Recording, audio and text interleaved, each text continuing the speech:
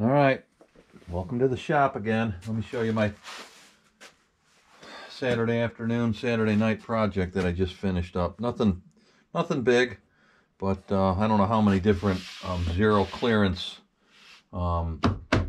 fences I have built for my miter saw, but this is my latest, and I wanted to share it with you. I had some different ideas here of doing this. I watched some videos this afternoon and looked at how guys were doing them, and I came up with this idea. So just a brief explanation of what I got here. It's my DeWalt 12-inch sliding miter saw, and I mounted it on cabinet drawer slides. So when I need it, if I'm just doing short stuff, I don't have to pull it out. But if I'm doing longer stuff, I can pull it out. And I have these pins here that I put in that'll stop it from going back. They're just 1/4-inch bolts. That just locks it, gives me stability so I can make my cuts back and forth without too much wonkiness in it. But the fence, let me explain that a little bit.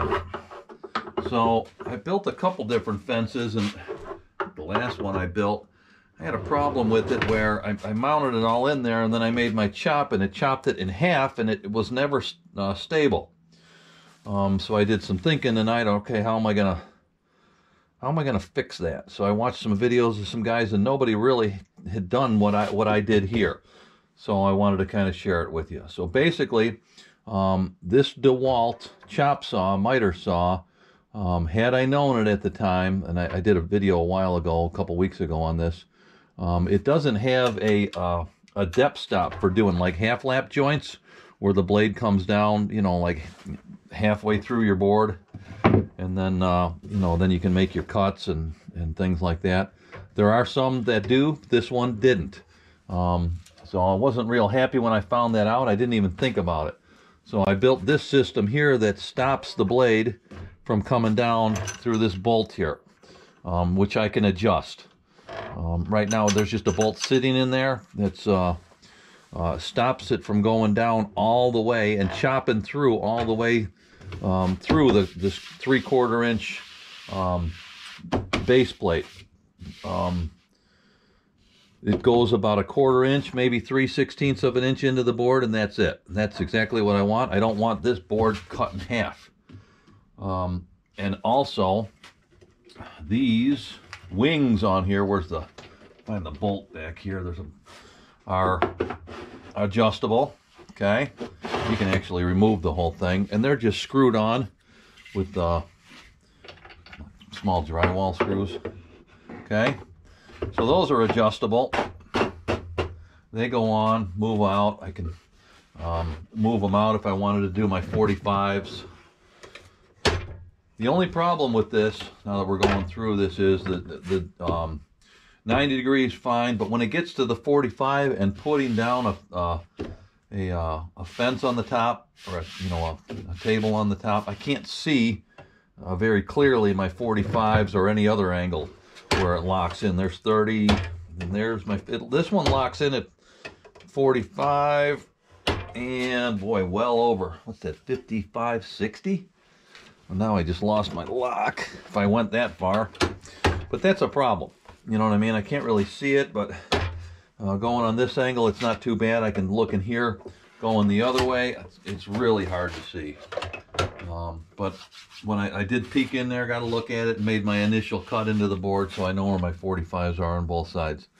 And again, the big thing about this is that it doesn't cut all the way through because it stops right there.